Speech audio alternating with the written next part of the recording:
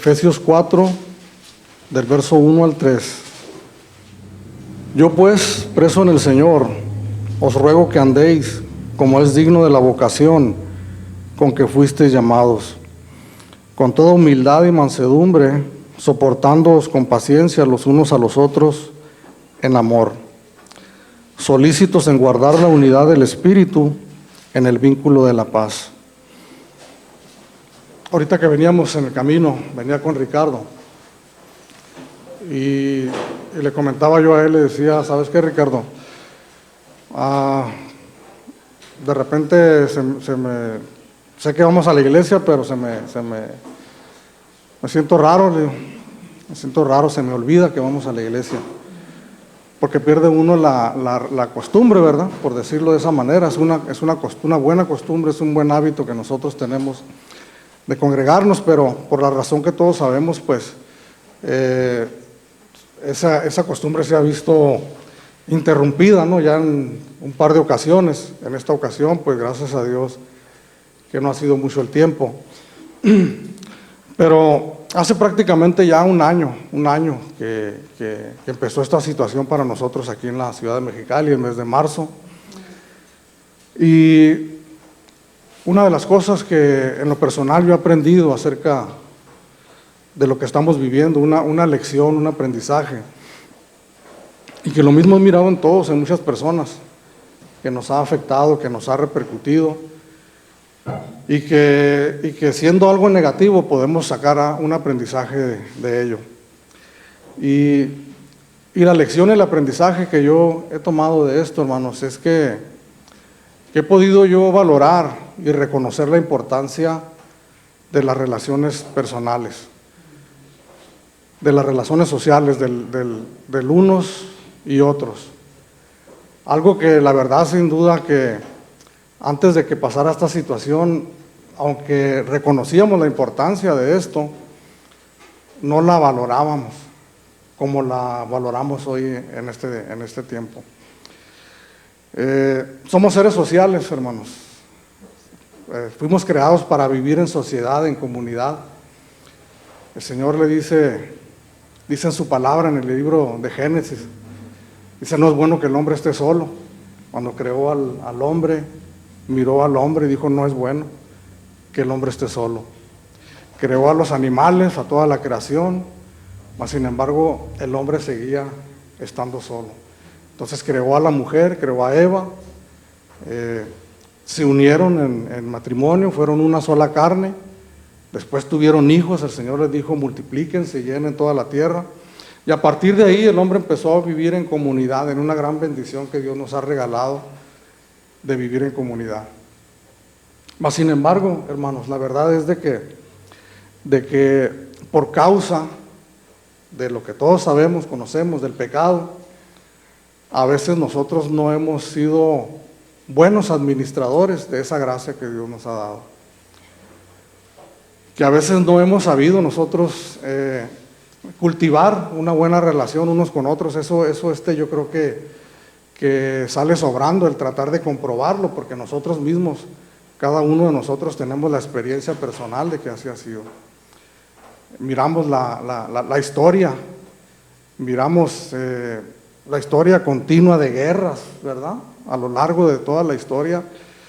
El libro que estuvimos leyendo para la clase que tomamos los hermanos, de la historia de la iglesia, yo me sorprendí, hermanos, a leer detalladamente, ¿verdad? Las guerras, y muchas de esas guerras teniendo que ver directamente con una cuestión de religión, a lo largo de prácticamente toda la historia. Podemos verlo, hermanos, en los matrimonios que se juran amor eterno, ¿no? Hasta que la muerte nos separe. Pero cómo al pasar de los años ese matrimonio termina disuelto. Podemos ver familias separadas, disueltas por X o por Y. Entonces podemos nosotros comprobar, hermanos, podemos comprobar en una experiencia personal, podemos comprobar en lo que hemos visto, en lo que hemos oído, en lo que miramos, que nosotros batallamos para mantener una relación sana y continua como seres humanos. Mas sin embargo, hermanos, a pesar de todas esas situaciones que miramos, Dios, hermanos, al formar su iglesia, su pueblo, al llamarnos a cada uno de nosotros a la salvación y al incrustarnos, al injertarnos en un grupo, en un cuerpo, que es el cuerpo de Cristo llamado iglesia, el deseo de Dios, hermanos, es mostrar al mundo que se puede vivir en armonía. Es manifestar al mundo la hermosura de Jesucristo. El hecho de que estemos aquí reunidos no es únicamente el pasar un buen momento, hermanos. El salir de casa del estrés por la situación que vivimos, podamos ir a la iglesia para desestresarme. Es un buen momento para cultivar las relaciones, sí, para pasar un buen tiempo, sí. Pero el objetivo supremo, final, es manifestar al mundo que se puede vivir de otra manera. Si venimos de contextos, la gran mayoría de nosotros o todos nosotros, en donde no se puede mantener una relación sana y duradera, pero al llegar al cuerpo de Cristo tenemos todos nosotros esa gran responsabilidad de mostrarle al mundo que se puede vivir de otra manera, que se puede vivir en armonía y que esa armonía puede ser duradera. Y aquí en este capítulo 4 de Efesios, que yo tengo aquí en mi Biblia, arriba un título que dice la unidad del Espíritu. El Señor, hermanos, el Señor habla por medio del apóstol Pablo al escribir esta carta. Si nosotros leemos desde el versículo 1 hasta el versículo 16, el propósito de la unidad en la iglesia no es otro, hermanos, que nos reunamos juntos como iglesia, como congregación, para ministrarnos unos a otros, para edificarnos unos a otros, para enseñarnos unos a otros, para soportarnos unos a otros, con el fin de que crezcamos y de que maduremos cada uno de nosotros, pero luego todos juntos, como iglesia, alcancemos todos nosotros juntos la estatura del varón perfecto que es Cristo Jesús. En el versículo 13 dice así: hasta que todos lleguemos a la unidad de la fe y del conocimiento del Hijo de Dios, a un varón perfecto a la medida de la estatura de la plenitud de Cristo. Ese es el propósito, hermanos, que nosotros tenemos que tener en mente cuando venimos a la congregación. Estamos siendo edificados, estamos siendo enseñados, estamos en el camino, batallando, luchando, pero hay un propósito específico que no termina con pasar un buen rato o un buen momento, que no termina con tener una experiencia mística al pasar al frente del altar en las iglesias y poder tener una experiencia mística y al salir de ahí, este servicio estuvo maravilloso, pude sentir la presencia de Dios. Tenemos un objetivo, tenemos una meta como iglesia y que es precisamente esa, que yo, y perdónenme que hable en primera persona, pero que yo, Ricardo Flores, alcance en mi vida personal, cada día y cada vez, la estatura del varón perfecto en Cristo Jesús. Pero también entendiendo que Dios no me llamó para vivir para mí, para alcanzar esa meta para mí personal únicamente, y olvidarme del resto de las personas que están a mi lado y que sálvese quien pueda y que cada quien lo obtenga como pueda, porque cada vez que Dios hace algo en mi vida que me da una medida de crecimiento es para que yo aprenda a vivir en comunidad con mis hermanos y sea yo una bendición para ellos, para que todos nosotros, en la medida de lo posible, todos nosotros juntos, ya no individualmente únicamente, sino todos juntos alcancemos la medida de la plenitud del varón perfecto que es Cristo Jesús. Esto, hermanos, no se da de manera automática o de manera natural. Esto no se da, hermanos, como si nosotros pudiéramos decir, recibí a Cristo en mi corazón y no sé qué está pasando en mi vida, pero la semana pasada fui a la iglesia y sentí que era otro, o sea, que no batallaba para llevarme con la gente, que hasta yo mismo me extrañé porque como por arte de magia algo pasó en mi vida y ahora resulta que no batallo, que me llevo bien con todos. Nosotros en la experiencia personal sabemos que no es así, que no es automático, que tenemos nosotros una responsabilidad para que eso suceda. Que si bien es cierto que Dios ha hecho en la persona de su Hijo Jesucristo todo y nos ha dado todo lo que nosotros necesitábamos, pero precisamente nos ha dado todo lo que nosotros necesitábamos para poder cumplir con nuestras responsabilidades. En el Antiguo Testamento, hermanos, el Señor llamó a su pueblo, escogió a su pueblo Israel por gracia, sin que ellos merecieran, de lo más insignificante de todos los pueblos. Llamó el Señor al pueblo de Israel, pero le dio mandamientos y estatutos para que anduvieran conforme a ellos. Pero si nosotros echamos un vistazo, hermanos, a los 10 mandamientos, vamos a encontrar que los 3 primeros mandamientos están directamente relacionados con nuestra relación con Dios. No tendrás otros dioses delante de ti, no tomarás el nombre de Dios en vano, santificarás el día de reposo para entregárselo para el Señor, pero de ahí en adelante, hermanos, de ahí en adelante, los 7 mandamientos restantes tienen que ver con las relaciones humanas, con las relaciones personales, para que nosotros andemos en ellas y aprendamos nosotros a vivir en comunidad.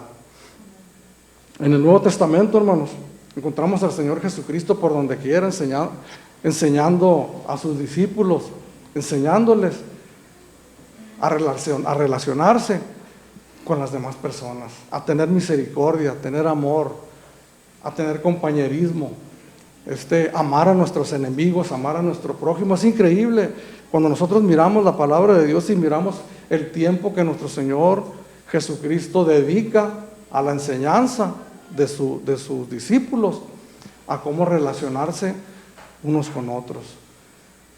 Miramos las cartas del Nuevo Testamento, las cartas del apóstol Pablo, las cartas de los otros escritores del Nuevo Testamento, y miramos cuánto espacio ocupan en sus cartas en instrucción para la iglesia, cómo debemos nosotros de vivir en comunidad.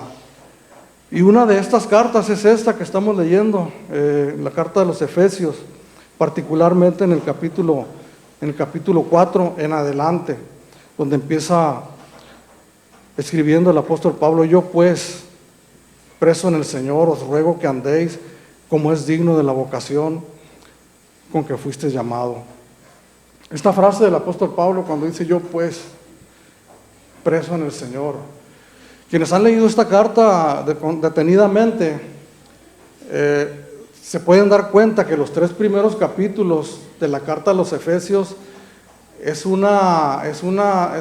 son 3 capítulos hermosos donde el apóstol Pablo nos enseña a la iglesia las grandes bendiciones espirituales que Dios nos ha regalado por medio de nuestro Señor Jesucristo, empezando con la salvación de nuestras almas.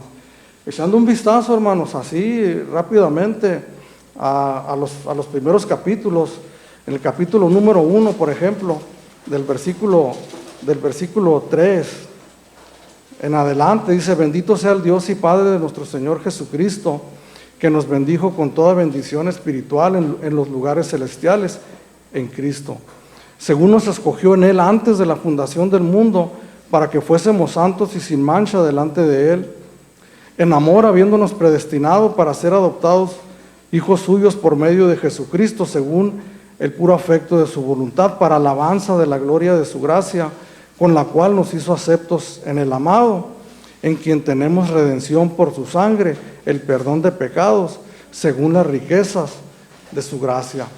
En el capítulo 2 del versículo 1 en adelante leemos: y Él os dio vida a vosotros cuando estabais muertos en vuestros delitos y pecados, en los cuales anduvisteis en otro tiempo, siguiendo la corriente de este mundo, conforme al príncipe de la potestad del aire, el espíritu que ahora opera en los hijos de desobediencia, entre los cuales también nosotros vivimos en otro tiempo, en los deseos de nuestra carne, haciendo la voluntad de la carne y de los pensamientos, y éramos por naturaleza hijos de ira, lo mismo que los demás. Pero Dios, que es rico en misericordia, por su gran amor con que nos amó, aun estando nosotros muertos en pecado, nos dio vida juntamente con Cristo. Y en el capítulo 3, del 14 en adelante, leemos así: por esta causa doblo mis rodillas ante el Padre de nuestro Señor Jesucristo, de quien toma nombre toda familia en los cielos y en la tierra, para que os dé, conforme a las riquezas de su gloria, el ser fortalecidos con poder en el hombre interior por su Espíritu, para que habite Cristo por la fe en vuestros corazones, a fin de que, arraigados y cimentados en amor, seáis plenamente capaces de comprender con todos los santos cuán sea la anchura, la longitud, la profundidad y la altura, y de conocer el amor de Cristo, que excede a todo conocimiento, para que seáis llenos de toda la plenitud de Dios. Enseñanzas, hermanos, fuera de este mundo, enseñanzas espirituales tremendas, hermanos, que no están al alcance absolutamente de nadie, no estaban al alcance ni siquiera de nosotros mismos, hermanos. Lo acabamos de leer: estábamos muertos en nuestros delitos y pecados, mas sin embargo el Señor Jesucristo, el Padre, nos escogió desde la eternidad, nos escogió para que nosotros fuéramos hechos para la alabanza de su gloria. Cuando nosotros leemos todas estas grandes bendiciones en los primeros 3 capítulos, entonces entendemos cuando el apóstol Pablo le dice: bueno, entonces por estas razones y por muchas más, yo, que estoy preso por la causa de nuestro Señor Jesucristo, les ruego que anden como es digno de la vocación con que fuiste llamados. Les ruego que vivan una vida que esté a la altura de la gran salvación y de las grandes bendiciones espirituales que Dios les ha dado. Leemos esta palabra, hermanos, y podemos ver la pasión del apóstol Pablo, decir: hermanos, yo les ruego, es una súplica, hermanos. Pero ¿por qué no nos manda? ¿Por qué no nos dice? ¿Por qué no nos obliga? ¿Por qué no nos dice: ¿saben qué? O sí, se me reúnen todos en la iglesia tal día, y les guste o no les guste, ustedes van a estar ahí? ¿Por qué apela el apóstol Pablo a la voluntad de cada uno de nosotros? Porque la unidad, hermanos, que el título nos lo dice, y en el versículo 3 también nos lo repite: solícitos en guardar la unidad del Espíritu. No es una unidad externa, hermanos, no es una unidad forzada, no es una reunión donde nos unen cuestiones externas, porque esas se disuelven con el tiempo y no hay un fundamento para una unidad sana y duradera. Entonces el apóstol Pablo, hermanos, apela a nuestra voluntad, a lo que ha sucedido en nuestras vidas, en nuestra experiencia personal con el Señor Jesucristo, teniendo el conocimiento de dónde Él nos ha sacado, y entendiendo, hermanos, que en la salvación de nuestras almas nosotros hemos entregado nuestra voluntad al Señor, entendiendo que no nos pertenecemos a nosotros mismos, que ya no vivimos o no deberíamos de vivir para nosotros mismos, sino para aquel que murió y resucitó por cada uno de nosotros. Por esa razón el apóstol Pablo no usa, hermanos, su autoridad y nos reúne forzosamente como iglesia. El martes hablábamos con los varones que nuestra fe no es una fe ciega, hermanos. Yo no baso mi fe en lo que dice el pastor el domingo en la predicación y creo en ello ciegamente. No baso mi fe únicamente en mi creencia de que hay un Dios y que todo lo que hable de Dios, pues yo lo sigo de una manera ciega. Nuestra fe es una fe informada, razonada, entendiendo, hermanos, por qué estamos aquí. Y cuando nosotros entendemos eso, entendemos que el ruego del apóstol Pablo es un deseo íntimo de su corazón por una realidad que ha sucedido en nuestras vidas, y que nosotros, habiéndolo entendido, habiendo razonado en ello y habiendo Dios en su gracia y en su misericordia sellado la palabra de Dios en nuestros corazones, entonces nosotros de una manera voluntaria, hermanos, nos entregamos a vivir como Dios quiere que vivamos, a la altura del llamamiento que Dios nos ha hecho, que no es otra cosa que la salvación de nuestras almas. En la carta del apóstol Pablo a Filemón, vamos a leerlo, solamente tiene un capítulo.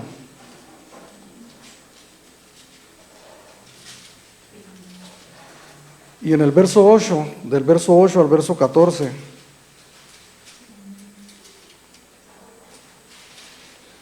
igualmente el apóstol Pablo, estando en una prisión, escribió una carta a un hombre llamado Filemón, un creyente, un cristiano, un hijo de Dios, y le escribe estas palabras, le dice: por lo cual, aunque tengo mucha libertad en Cristo para mandarte lo que conviene, más bien te ruego por amor, siendo como soy, Pablo ya anciano, y ahora además prisionero de Jesucristo, te ruego por mi hijo Onésimo, a quien engendré en mis prisiones, el cual en otro tiempo te fue inútil, pero ahora a ti y a mí nos es útil, el cual vuelvo a enviarte, tú pues recíbele como a mí mismo. Yo quisiera retenerle conmigo para que en lugar tuyo me sirviesen mis prisiones por el Evangelio, pero nada quise hacer sin tu consentimiento, para que tu favor no fuese como de necesidad, sino voluntario. No somos robots, hermanos. No somos autómatas, en donde Dios hace su obra de una manera mágica, en donde Dios presiona diferentes botones cada día en nuestra vida para que se vayan aplicando de una manera automática a nuestras vidas las cosas que Dios quiere que nosotros hagamos. Somos seres humanos, hermanos, pensantes, irracionales, con una voluntad dentro de nosotros que decide cada día lo que va a hacer. Pero repitiéndoles una vez más, hermanos, que esa voluntad ya no nos pertenece a nosotros mismos. Dice un canto que entonaban nuestros hermanos, uno de los cantos que todos nosotros hace unos momentos cantamos hacia Dios. Dice: tu gran amor conocí, ya no vivo para mí, hoy me rindo a ti. Voluntariamente, Señor, te entrego mi vida. Cuando nosotros escuchamos de diferentes maneras, cada uno de nosotros, esta hermosa frase, estas hermosas palabras, hermano, y que tal vez no fueron palabras audibles en nuestros oídos, pero fueron palabras que sentimos en nuestro corazón de una manera profunda, y que oímos la voz de nuestro Señor Jesucristo diciéndonos: sígueme, sígueme. Y que nosotros, como aquel hombre publicano, ¿se acuerda? Mateo, levantándose de su silla y dejándolo todo, le siguió. Desde ese momento, hermanos, nosotros tenemos que entender que le hemos entregado nuestra voluntad al Señor y que ahora nosotros vivimos para Él. Que nos hemos rendido, hermanos, después de tanto tiempo que nos defendíamos, ¿se acuerda? ¿Cuánto tiempo te defendiste? La primera vez que oíste de Cristo te rendiste a Él, no. Lo primero que salió de mi vida fue la rebeldía. La respuesta no. Mas sin embargo Dios en su misericordia y en su paciencia, hermanos, para conmigo, hablándome una y otra vez hasta que por su gracia y por su gran amor con que nos amó pude escuchar su voz, hermanos. Desde ese momento mi voluntad bajó sus manos y se rindió a la voluntad del Señor. Por eso, hermanos, el apóstol Pablo, en su gran sabiduría que Dios le dio, apela a esa voluntad.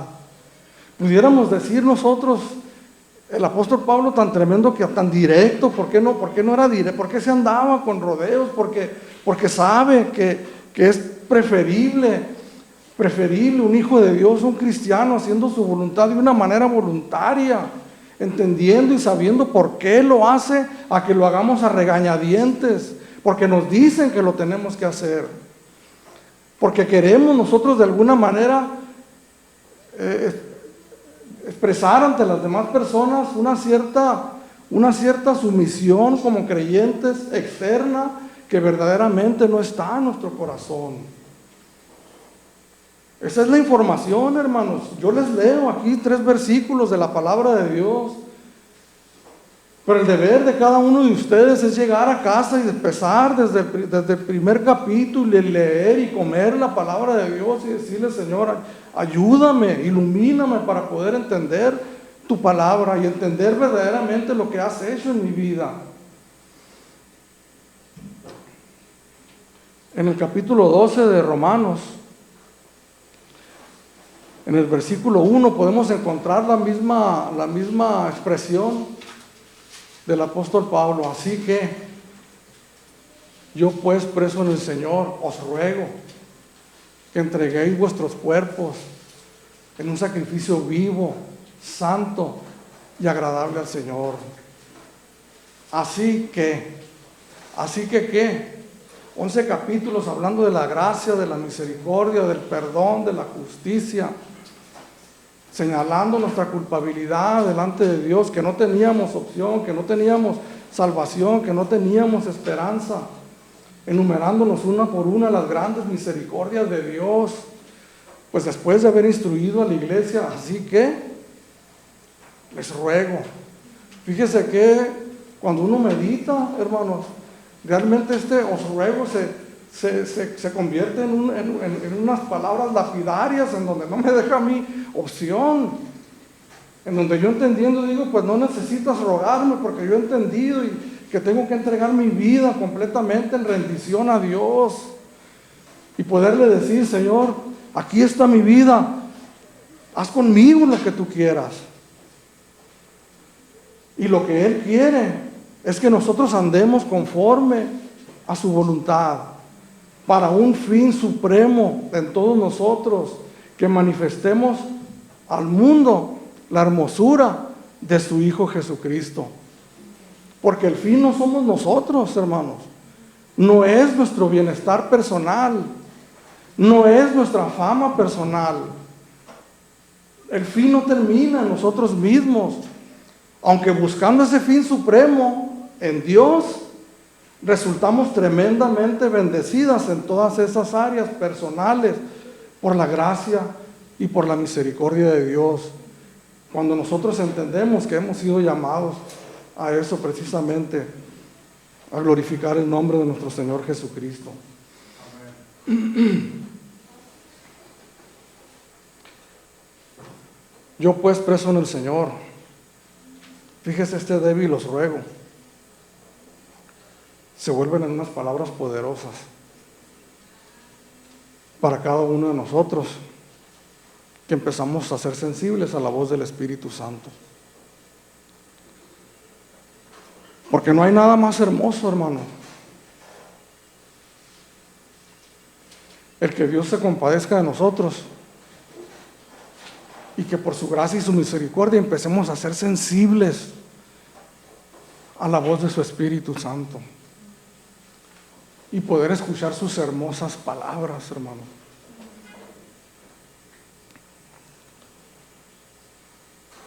Os ruego que andéis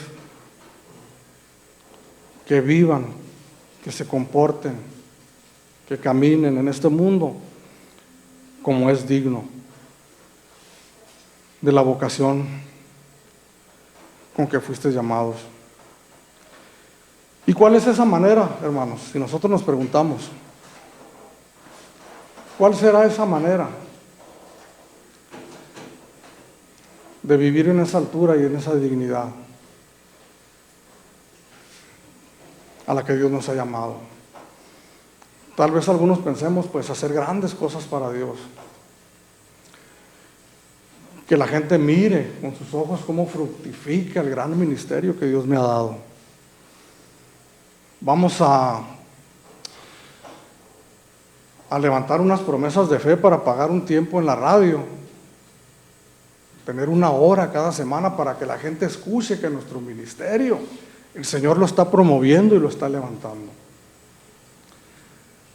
¿Cuáles serán esas maneras en que Dios nos pide, hermanos, andar? Como es digno del llamamiento que Él nos ha hecho, lo podemos mirar aquí en estas palabras con toda humildad y mansedumbre. Esto de la humildad, hermanos, es una historia que nunca termina. Es una enseñanza que nunca se termina de asimilar y de aprender completamente. Alguien escribió estas palabras: cuando te das cuenta que eres humilde, ahí perdiste tu humildad. Esto de la humildad, hermanos, es este motivo de muchos malos entendimientos, malas interpretaciones. De hecho, hermanos, en el estudio de la palabra de Dios, en una ocasión yo me encontré con la historia de esta palabra. No la historia, sino más o menos cómo se estableció esta palabra humildad. Y leía yo que anteriormente al Nuevo Testamento, esta palabra, como se escribe literalmente, la palabra griega tapeinoprosune, es una palabra larguita, no existía antes de que se escribiera el Nuevo Testamento. Que en el idioma griego únicamente existía la primera parte de esta palabra, tapeinos, que significa una humildad externa, significa una reverencia física externa, donde uno manifiesta humildad de una manera externa. Va el súbdito delante de su rey y por respeto a él, aunque no me caiga bien, aunque no sea mi santo de mi devoción, por el respeto yo practico la humildad externa y me postro delante de él. Entonces los escritores bíblicos, hermanos, entendiendo por medio de la revelación de Dios acerca de lo que Dios pide de nosotros en la humildad, dicen los escritores que acuñaron esta palabra y le unieron esta otra palabra que significa mente, humildad de mente, queriendo decir una humildad interna de corazón, genuina. No algo falso, no algo externo, no algo simulado, sino algo genuino que nace de lo profundo del corazón y que son virtudes, hermanos. La humildad y la mansedumbre que no están en ninguno de nosotros cuando nosotros nacemos, que no están en ninguno de nosotros en las enseñanzas que nos dan nuestros padres,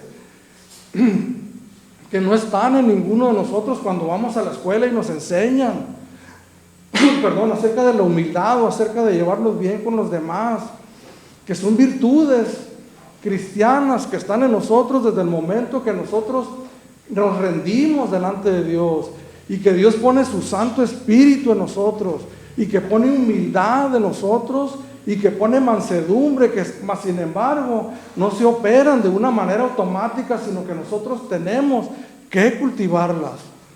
Y hay momentos, hermanos, específicos en nuestras vidas donde Dios nos da la oportunidad a nosotros de ejercer esa humildad a la que nosotros fuimos llamados. En Romanos capítulo 12,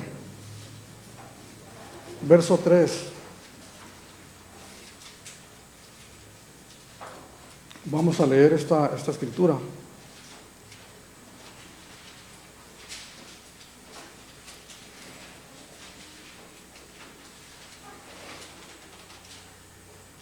Este capítulo 12 de Romanos podemos decir, es un capítulo paralelo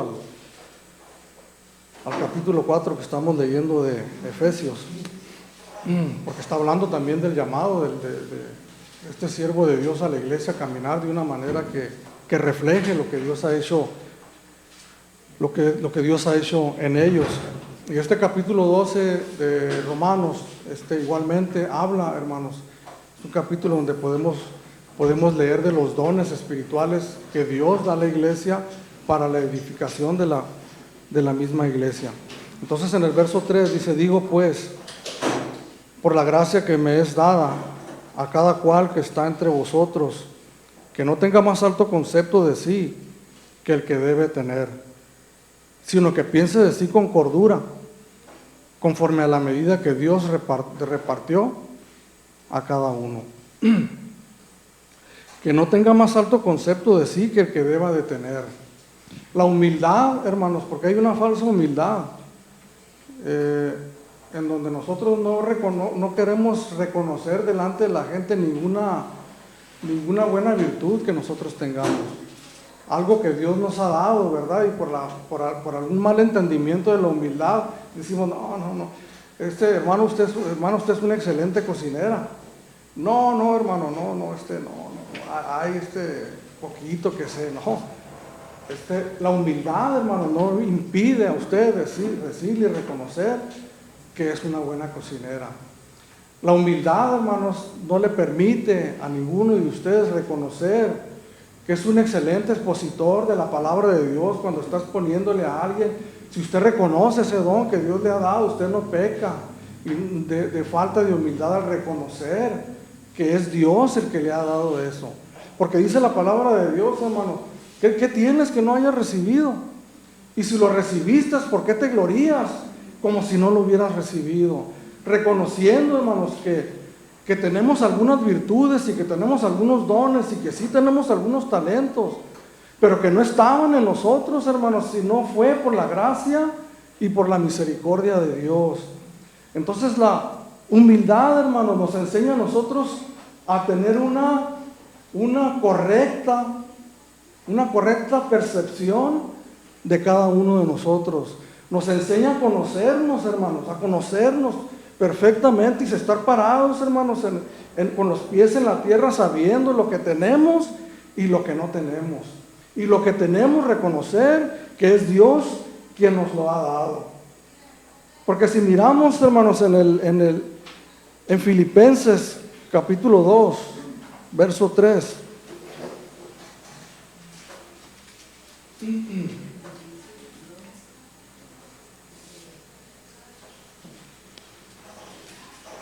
Filipenses capítulo 2, verso 3, donde nos dice la palabra de Dios: nada hagáis por contienda o por vanagloria. Todo lo que hacemos nosotros, hermanos, con lo que Dios nos ha dado, tiene un propósito, y que nosotros identifiquemos que si lo que nosotros estamos haciendo crea contienda, entonces eso no es lo que Dios nos ha llamado a hacer. Nada hagáis por contienda o por vanagloria, entendiendo que si lo que yo hago para el Señor hace que yo me hinche mi pecho y crea que soy algo aparte de Dios, reconocer que esa no es la humildad de la que la palabra de Dios nos está hablando. Nada hagáis por contienda o por vanagloria, antes bien con humildad, estimando cada uno a los demás como superiores a él mismo. La verdadera humildad, hermanos, es reconocer los dones que Dios me ha dado. Si yo no reconozco los dones que Dios me ha dado, ¿cómo yo le voy a servir? Si alguno de ustedes no conoce los dones o no reconoce los dones por un mal entendimiento de lo que es la humildad, entonces ¿cómo tú los vas a poner al servicio de Dios? El reconocer lo que tú tienes, lo que tú eres, pero entendiendo, hermanos, que así como tengo dones y talentos que Dios me ha dado, también tengo carencias y debilidades. Y que aquí en esta pequeña congregación donde Dios nos ha puesto, estoy seguro que todos ustedes tienen algo que yo no tengo. El reconocer, hermanos, que empezando con Michael, Fabiola y cada uno de ustedes tienen algo que yo no tengo. Eso me lleva a mí, hermanos, a reflexionar que yo no puedo vivir mi vida cristiana solo, que yo dependo de los dones que Dios les ha dado a ustedes.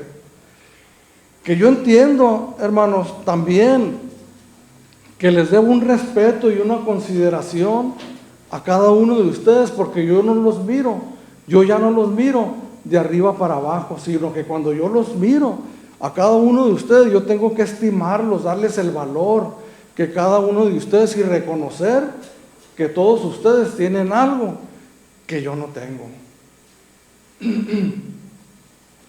Me rompo la cabeza, hermanos, con ese aparato cuando grabamos las enseñanzas, tratando de entender cada teje y maneje, pero no puedo. Tal vez logre aprender algún día y poderlo hacer a la perfección, pero hoy por hoy dependo casi completamente de este joven, porque él tiene algo que yo no tengo, y eso lo tengo que reconocer. Nada hagáis pues por contienda. La contienda no está en el plan, hermano. No está en el plan de Dios. La vanagloria no está en el plan de Dios. ¿Qué nos genera lo que nosotros hacemos? Si genera una de estas dos cosas, tenemos el deber y la responsabilidad de hacerle un lado. Y más bien con humildad, estimar a los demás como superiores a mí mismo. Con toda humildad y mansedumbre. La mansedumbre, hermanos, en una ocasión, esta es una palabra como todas estas palabras que vienen del cielo, hermanos. Esta palabra se traduce manso o amable. En una ocasión yo les explicaba que no habla de esa amabilidad externa, que es buena, y que nos dice que todos tenemos que darle una buena palabra, una buena respuesta a las personas, darles los buenos días, las buenas tardes, las gracias y desearles que tengan un excelente día, aunque en el corazón no sintamos realmente eso, pero hacerlo externamente es una buena costumbre. Pero esta palabra no nos habla de eso, nos habla de algo interno, de una preocupación genuina por aquella persona. Yo recuerdo que les puse un pequeño video mostrándoles a un juez en Estados Unidos, que es famoso ya, porque es un juez muy benévolo. Les puse un video donde estaba una mujer que estaba ahí en la corte por una infracción de tránsito. Y a raíz de esa infracción de tránsito le sacaron varias que debía. Entonces el juez la escuchó primeramente, ¿cuál es tu argumento? Y esta mujer le empezó a explicar con lágrimas en sus ojos todo lo que había pasado, la muerte de un hijo y varias situaciones que ella había pasado. Entonces el juez, escuchando, aunque él tenía toda la autoridad para no escucharla, para dar el martillazo, no sé cómo se le llama en el estrado, no sé, y decirle, pues tú vas a cumplir esta pena. Él la escuchó y consideró la situación específica de esa persona y en base a ello hizo un veredicto. ¿Y qué le quiero decir con esto, hermanos? Que nosotros, en esa mansedumbre que Dios nos ha dado y que todos nosotros debemos de ejercer, tenemos que tener consideración de cada una de las personas que nosotros conocemos. Yo no puedo, hermanos, sentar a Fabiola aquí y a Sara por este lado, y por la misma causa, por decir esta palabra, juzgarlas las dos de la misma manera, sino que tengo que escucharlas a cada una de ellas y considerar su situación de cada una de ellas, para entonces poder dar un veredicto justo en base a esa consideración. Porque el juez tiene el poder para hacerlo, pero no lo hace de una manera arbitraria. Una traducción, hermanos, para esta palabra que le daban los griegos, ellos la traducían a un caballo salvaje que había sido domado, o la traducían también para describir a un viento apacible.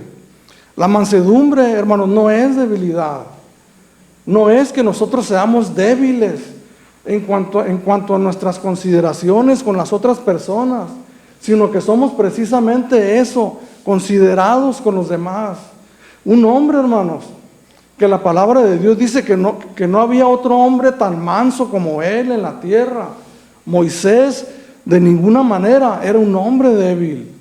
Durante 40 años, hermanos, guiando a cientos de miles, millones, parece ser que eran alrededor de 2 millones de personas por el desierto, con una gran diferencia de caracteres entre todos ellos. 40 años, hermanos, soportando a estas personas, su desobediencia, su rebeldía. Cuando ellos pecaban, hermanos, Moisés le decía a Aarón: apúrate, lleva sacrificios a Jehová antes de que derrame su ira sobre el pueblo.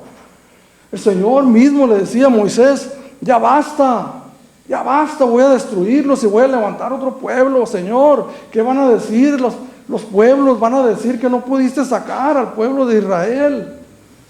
Ten compasión de ellos. En eso estriba la mansedumbre de Moisés, hermanos, que de ninguna manera era un hombre débil. ¿Qué podemos decir de nuestro Señor Jesucristo, hermanos?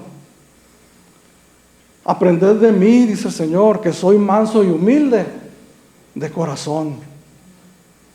¿Qué podemos decir de nuestro Señor Jesucristo, hermanos?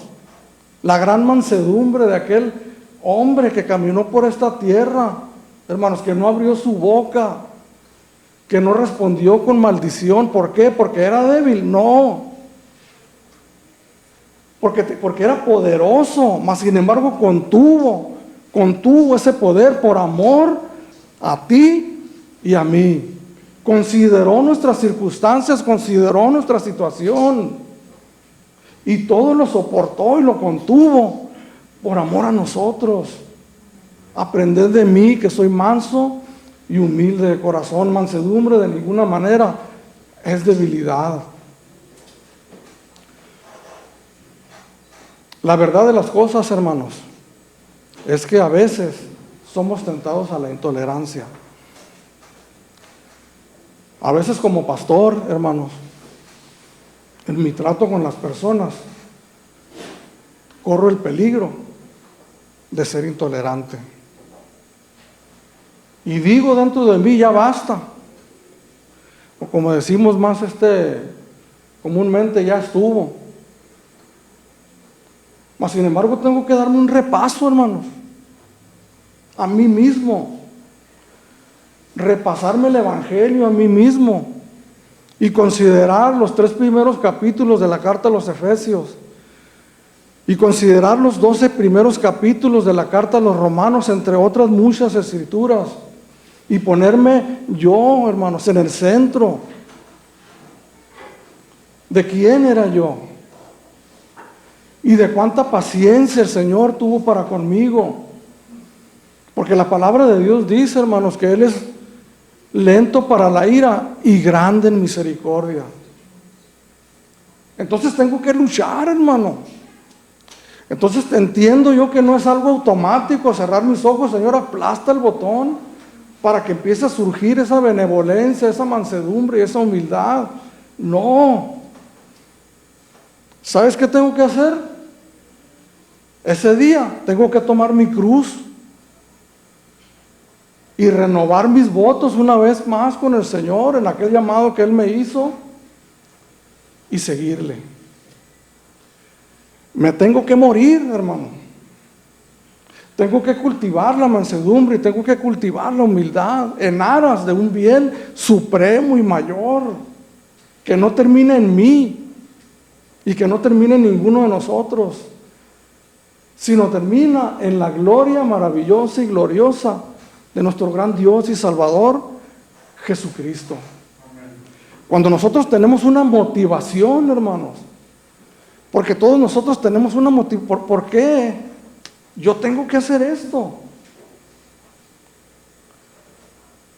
¿Por qué me tengo que morder los labios? ¿Por qué me tengo que morir? ¿Por qué no tengo que darle salida a lo que yo siento por dentro?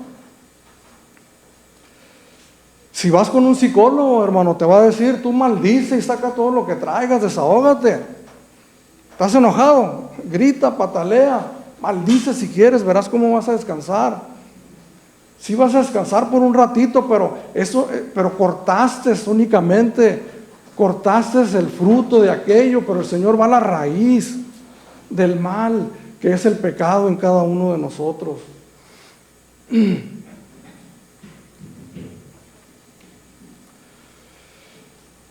Con toda humildad y mansedumbre. ¿Por qué paso tiempo, hermanos, tratando de explicar estas dos palabras? Y que pasaríamos toda la tarde aquí tratando de poder entenderlas en toda su plenitud, pero es tu trabajo indagar más con el corazón abierto delante de Dios y decirle, Señor, yo quiero ser así. Yo quiero ser así.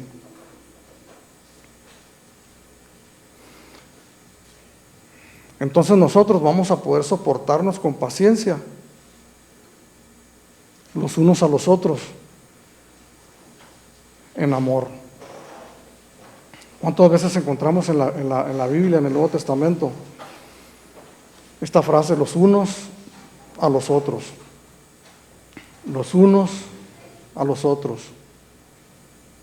Amados, amémonos los unos a los otros, porque Dios es amor. Soportémonos los unos a los otros. ¿Cuántas veces encontramos esta palabra que nos describe muy bien nuestras relaciones personales? Nos necesitamos, hermanos. Nos necesitamos los unos a los otros. Tolerémonos, hermanos.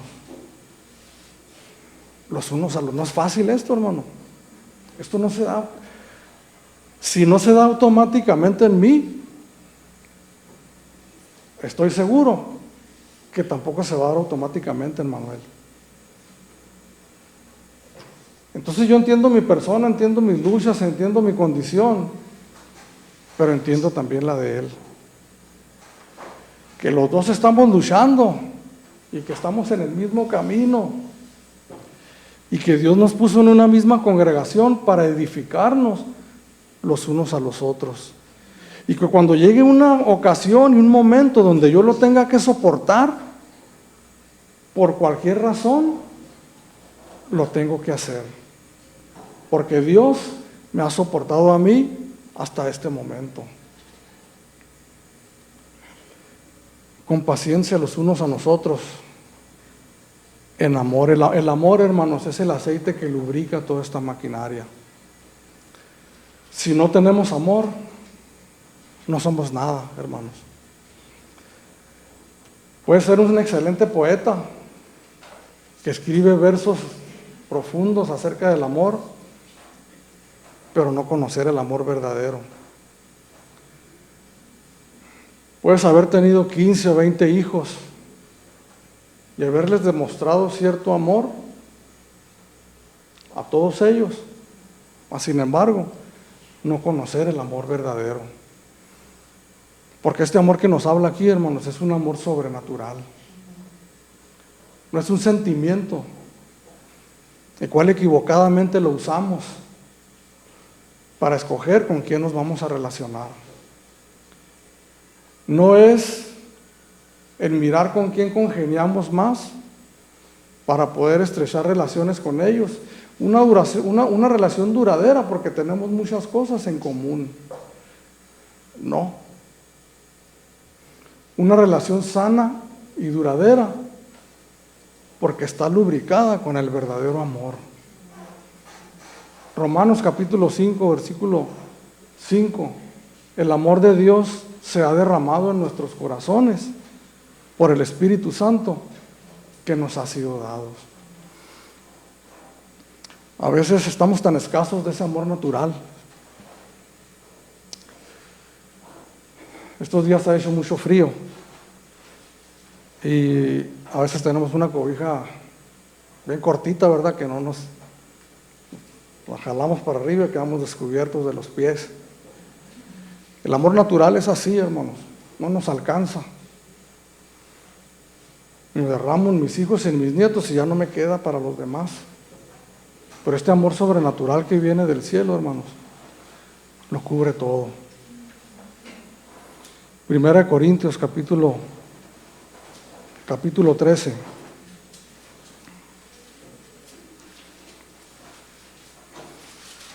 El versículo 4 al 7. El amor es sufrido,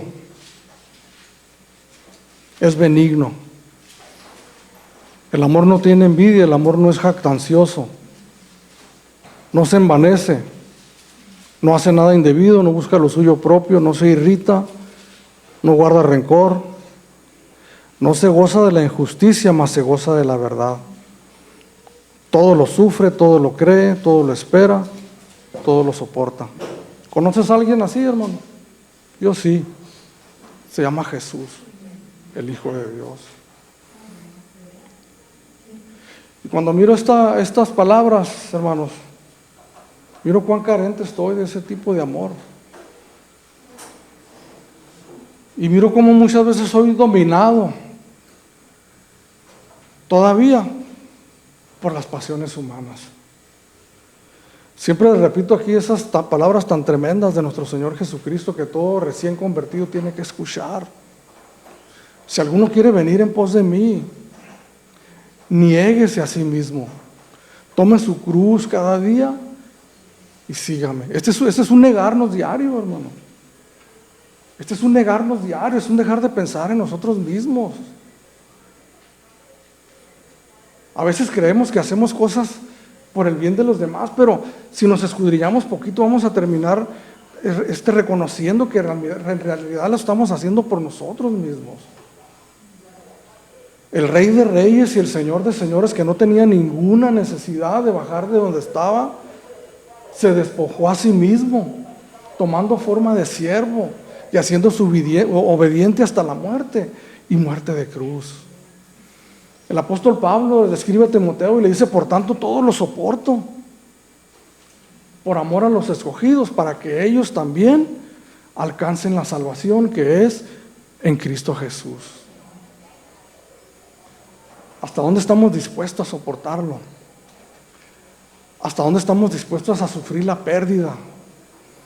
Cuando nosotros entendemos, hermanos, una vez más, el propósito mayor y grande, vamos nosotros a entender que lo vamos a soportar hasta donde. Todavía no habéis resistido hasta la sangre, dice el escritor de Hebreos, a causa del pecado.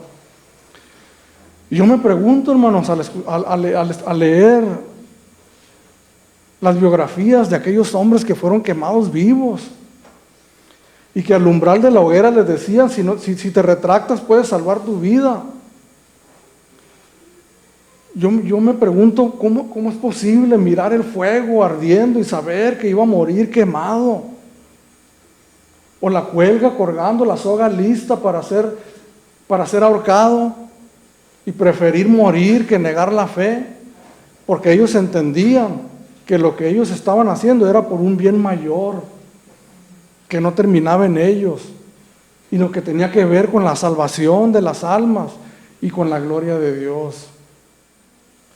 Terminamos, hermanos, con esto, que habla a nuestra responsabilidad.